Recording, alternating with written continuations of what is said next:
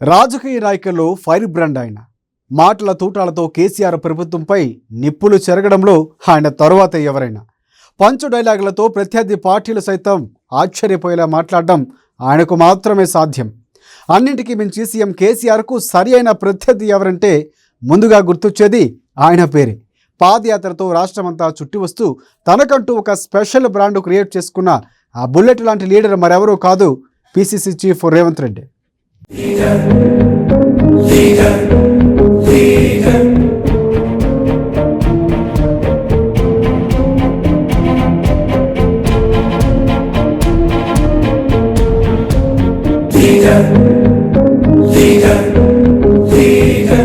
ఎవరు ఒప్పుకున్నా ఒప్పుకోకపోయినా తెలంగాణ రాజకీయాల్లో చాకులాంటి లీడర్ రేవంత్ రెడ్డి.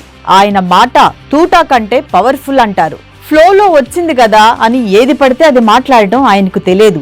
ఏది మాట్లాడినా ఆలోచించి మాట్లాడతారు. కేసీఆర్ ప్రభుత్వంపై విరుచుకుపడ్డా, బీజేపీపై విమర్శలు చేసినా ఇష్యూ బెస్ట్ గా ఉంటుంది. ఆయన ప్రసంగంలో, ప్రెస్ మీటుల్లో హాట్ డైలాగులు వినిపించినా అవి పరిధి లోపే ఉంటాయి. కానీ ఎక్కడా అతి అనేది కనిపించదు. అందుకే ఆయన ప్రసంగానికి జనం ఫిదా అవుతారు. ఒక్కోసారి ప్రత్యర్థి పార్టీ నేతలు కూడా ఆఫ్ ది రికార్డ్ గా రేవంత్ రెడ్డిని మెచ్చుకోకుండా ఉండలేరు. అది రేవంత్ రెడ్డి స్టామినా.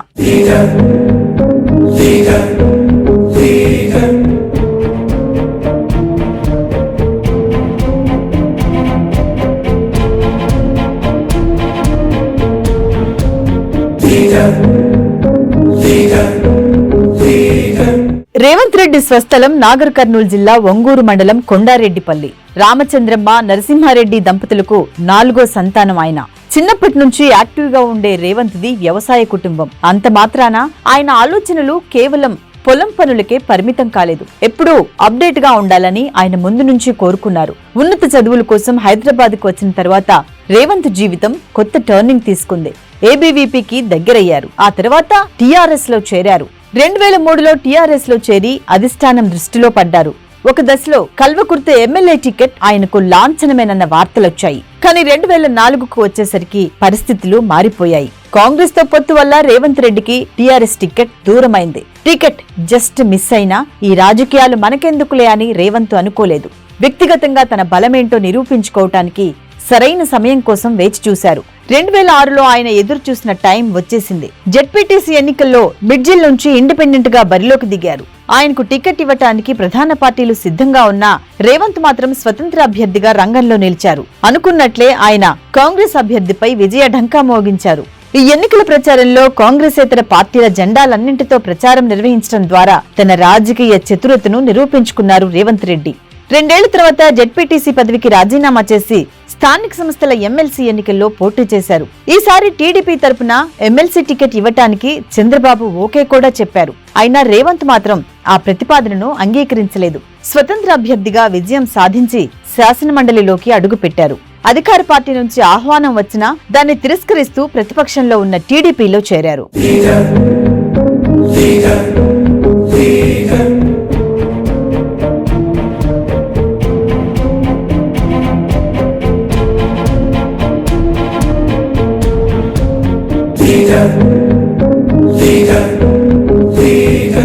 రెండు 2008లో టీడీపీలో చేరిన తర్వాత చాలా శరవేగంగా ఎదిగారు రేవంత్ రెడ్డి. సరికొత్త పంచు డైలాగులు విసురుతూ ప్రభుత్వ వైఫల్యాలను ఎండగడుతూ తక్కువ సమయంలోనే చంద్రబాబుకు దగ్గరయ్యారు. తెలంగాణ తెలుగుదేశంలో ఆ టైంలో దేవేంద్ర గౌడ్, నాగం జనార్దన్ రెడ్డి, మోత్కుపల్లి నరసింహులు, కడియం శ్రీహరి లాంటి హేమాహేమీలున్నా వారి కంటే మించి వైఎస్ సర్కారుపై విమర్శలు ఎక్కుపడుతూ అందరి దృష్టిలో పడ్డారు.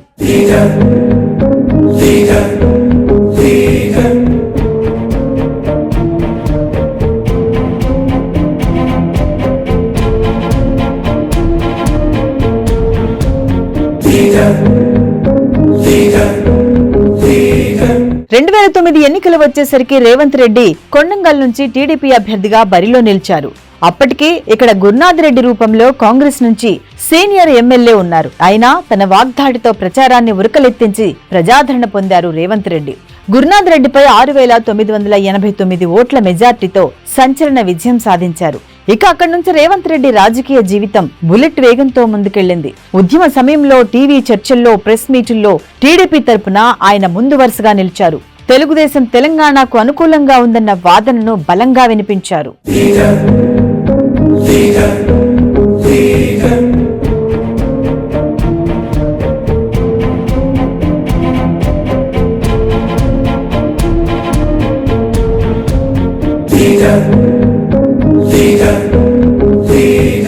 తెలంగాణ తెలుగుదేశంలో టాప్ లీడర్లలో ఒకరిగా పేరు తెచ్చుకున్నారు. టీఆర్ఎస్ నుంచి ఎంత ప్రతిఘటన ఎదురైనా రేవంత్ ఎక్కడా వెనక్కు తగ్గలేదు.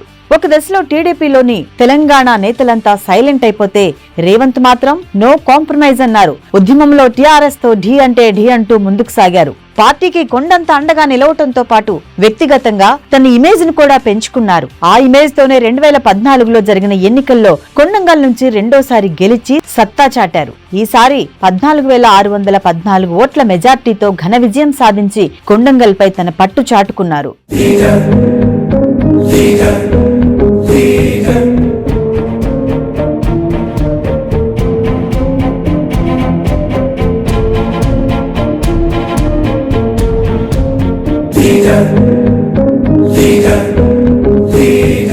రెండు 2014 ఎన్నికల తర్వాత తెలంగాణలో టీడీపీ క్రమంగా బలహీనపడటం, ఎమ్మెల్యేలు టీఆర్ఎస్ లోకి క్యూ కట్టడంతో ఒక్కసారిగా పరిస్థితులు మారిపోయాయి. ఆ దశలో టీఆర్ఎస్ సర్కార్ నుంచి మంత్రి పదవి ఆఫర్ వచ్చినా రేవంత్ రెడ్డి కాంప్రమైజ్ కాలేదన్న వాదన ఉంది. ఆ తర్వాత ఓటుకు నోటు కేసుతో రేవంత్ రెడ్డి జైలుకెళ్లాల్సిన పరిస్థితి వచ్చింది. ఈ తరుణంలో రేవంత్ స్థానంలో మరొకరు ఎవరైనా ఉంటే వాళ్ల రాజకీయ జీవితం అక్కడే ముగిసిపోయేదేమో. కానీ జైలు జీవితం రేవంత్ కు కొత్త పాఠాలు నేర్పింది. జైలుకు వెళ్లి వచ్చిన తర్వాత కేసీఆర్ ప్రభుత్వంపై వాయిస్ ను మరింత పెంచి అందరినీ ఆశ్చర్యపరిచారు రేవంత్ రెడ్డి. ఆ తర్వాత మారిన రాజకీయ సమీకరణాలతో 2017లో కాంగ్రెస్ గూటికి చేరారు. ఏకంగా కాంగ్రెస్ వర్కింగ్ ప్రెసిడెంట్ అయిపోయారు. 2018 అసెంబ్లీ ఎన్నికల్లో కొన్నంగల్ నుంచి బరిలోకి నిలిచిన రేవంత్ రెడ్డి అనూహ్యంగా ఓడిపోయారు. ఇక రేవంత్ రెడ్డి పని అయిపోయిందని ప్రత్యర్థులు కామెంట్లు చేస్తున్న తరుణంలో ఆయన మాత్రం గోడకు కొట్టిన రబ్బర్ బంతిలా అంతే వేగంతో తిరిగొచ్చారు. 2019 పార్లమెంటు ఎన్నికల్లో మల్కాజ్గిరి ఎంపీగా విజయం సాధించి తాను ఎంత గట్టి లీడరో మరోసారి నిరూపించుకున్నారు.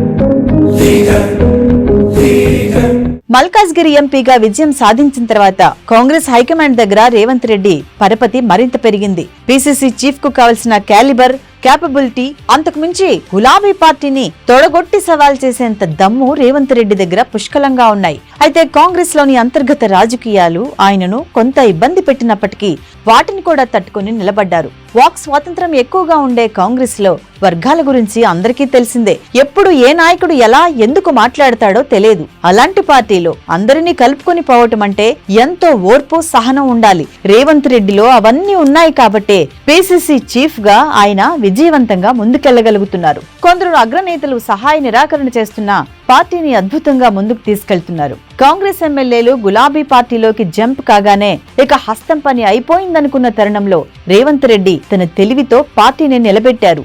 బీఆర్ఎస్ కు సరైన ప్రత్యామ్నాయం బీజేపీ కాదు, కాంగ్రెసే అన్న అభిప్రాయాన్ని ప్రజల్లోకి తీసుకెళ్లటంలో విజయం సాధించారు. ముఖ్యంగా దుబ్బాక, హుజూరాబాద్ ఎన్నికల తర్వాత ఢీలా పడిపోయిన కాంగ్రెస్ శ్రేణులకు రేవంత్ రెడ్డి చేపట్టిన పాదయాత్ర సంజీవినిగా పనిచేసింది. పాదయాత్రకు అనూహ్య స్పందన లభించింది.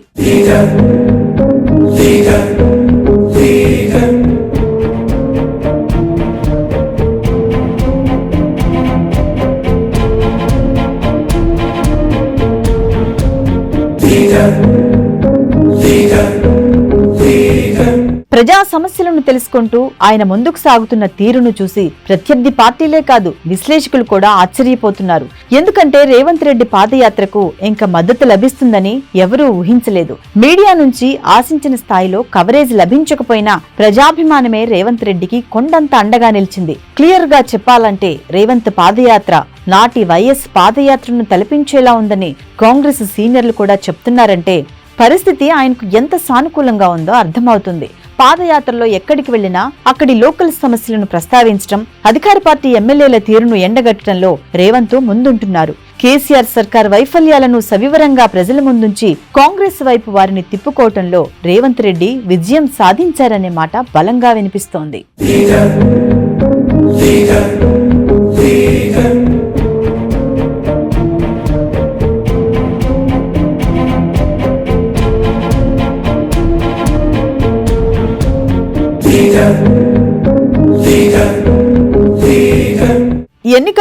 పుట్టుకొస్తున్న తరుణంలో బీఆర్ఎస్ కి బీజేపీకి ఏమాత్రం తగ్గకుండా పార్టీని, నాయకులను, కేడర్ను పరుగులెత్తిస్తున్నారు రేవంత్ రెడ్డి. ఎట్టి పరిస్థితులను కాంగ్రెస్ రేసులో కొనసాగేలా పక్కా ప్లానింగ్ తో ముందుకెళ్తున్నారు. ప్రత్యర్థి పార్టీల విమర్శలకు స్ట్రాంగ్ కౌంటర్లు ఇస్తూ తగ్గేదే లేదంటున్నారు. ఇటీవల జరిగిన ఈటెల ఎపిసోడే అందుకు ఉదాహరణగా చెప్పవచ్చు. మునుగోడు ఎలక్షన్ లో అధికార పార్టీ నుంచి కాంగ్రెస్ డబ్బులు తీసుకుందన్న ఈటెల ఆరోపణలకు రేవంత్ రెడ్డి చాలా సీరియస్ గా రియాక్ట్ అయ్యారు. రేవంత్ ప్లేస్ లో ఎవరైనా ఉంటే చాలా ఈజీగా తీసుకునేవారేమో, కానీ ఏ ఇష్యూకు ఎంత సీరియస్ గా ఉండాలో ఆయనకు తెలుసు. అందుకే ఈటెల ఆరోపణలను తిప్పికొట్టడంలో దూకుడును ప్రదర్శించారు. బీజేపీ స్టైల్లోనే ఈ ఇష్యూపై స్పందించారు. భాగ్యలక్ష్మి అమ్మవారి టెంపుల్లో ప్రమాణం చేయటానికి సిద్ధమంటూ ఈటెలకు సవాల్ విసిరారు. అన్నట్టుగానే భాగ్యలక్ష్మి అమ్మవారి ఆలయానికి వచ్చి ప్రమాణం చేశారు. కేసీఆర్ లాలూచి తన రక్తంలోనే లేదంటూ భావోద్వేగంగా స్పందించారు. ఉబికి వస్తున్న కన్నీళ్లతోనే ఈటెల ఆరోపణలకు ధీటైన సమాధానం చెప్పారు. తద్వారా తన నిజాయితీని, చిత్తశుద్ధిని చాటుకుని శభాష్ అనిపించుకున్నారు. అయితే ఈటెల మాత్రం రేవంత్ సవాల్ను స్వీకరించకపోవడంతో ఈ ఇష్యూలో కాంగ్రెసే గెలిచినట్లయింది. బీఆర్ఎస్, బీజేపీ వాదన ఎలా ఉన్నా ఈ ఇష్యూ మాత్రం పొలిటికల్ గా కాంగ్రెస్ కు మరింత ప్లస్ అయిందన్న వాదన బలంగా వినిపించింది.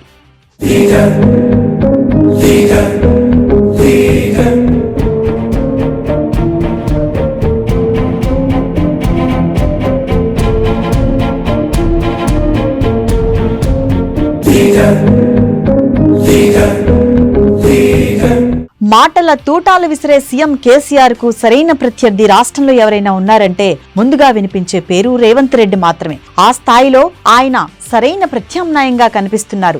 ఎవరు ఒప్పుకున్నా ఒప్పుకోకపోయినా ఆయన మాట తీరే ఆయనకు బలం, ఆయన దూకుడే ఆయనకు అస్త్రం. అందుకే ప్రజల్లో ఆయనకు పాపులారిటీ రోజు రోజుకు మరింత పెరుగుతోంది. పాదయాత్రకు అద్భుత స్పందన లభిస్తోంది. కాంగ్రెస్ ను అధికారంలోకి తీసుకురావటమే తన లక్ష్యం అంటున్న రేవంత్ రెడ్డి అందుకోసం ఎంతటి కష్టాన్నైనా సిద్ధమంటున్నారు. ఒక్కటి మాత్రం నిజం, ఎమ్మెల్యేల జంపింగ్ తో నిస్తేజమైపోయిన కాంగ్రెస్ శ్రేణుల్లో 1000 ఏనుగుల బలాన్ని నింపిన ఘనత మాత్రం రేవంత్ రెడ్డిదే. అంతేకాదు రాష్ట్రంలో కాంగ్రెస్ ఇక 3వ స్థానానికే పరిమితమా అన్న సందేహాలు వ్యక్తమైన తరుణంలో ఆ అభిప్రాయాన్ని మార్చిన ఘనత కూడా రేవంత్దే. బీఆర్ఎస్ కు ధీటుగా రాజకీయం చేస్తూ అధికార పార్టీతో ఢీ అంటూ ముందుకు సాగటమంటే ఆషామాషి విషయం కాదు. అది రేవంత్ రెడ్డికి స్పష్టంగా తెలుసు. అందుకే ఆయన మరింత దూకుడుగా ముందుకెళ్తూ కాంగ్రెస్ వైపు ప్రజలను ఆకర్షించే పనిలో బిజీగా ఉన్నారు. ఇప్పటి వరకు జరిగిన పరిణామాలను బట్టి చూస్తే రేవంత్ రెడ్డి కష్టంతో తెలంగాణలో కాంగ్రెస్ ఫుల్ స్వింగ్ లోకి వచ్చేసింది. ఎన్నికలు రావటమే తరువాయి సతా చాటేందుకు సిద్ధంగా ఉంది. రేవంత్ రెడ్డి నాయకత్వంలో అస్త్ర శస్త్రాలన్నింటినీ సిద్ధం చేసుకుని కథన రంగంలో దూకేందుకు సై అంటోంది. రేవంత్ రెడ్డి ఒక్క పిలిపిస్తే చాలు కాంగ్రెస్ సత్తా ఏంటో చూపిస్తామంటున్నారు ఆ పార్టీ శ్రేణులు. ఆ స్థాయిలో కాంగ్రెస్ ను నిలబెట్టడంలో రేవంత్ రెడ్డి విజయం సాధించారనే చెప్పాలి.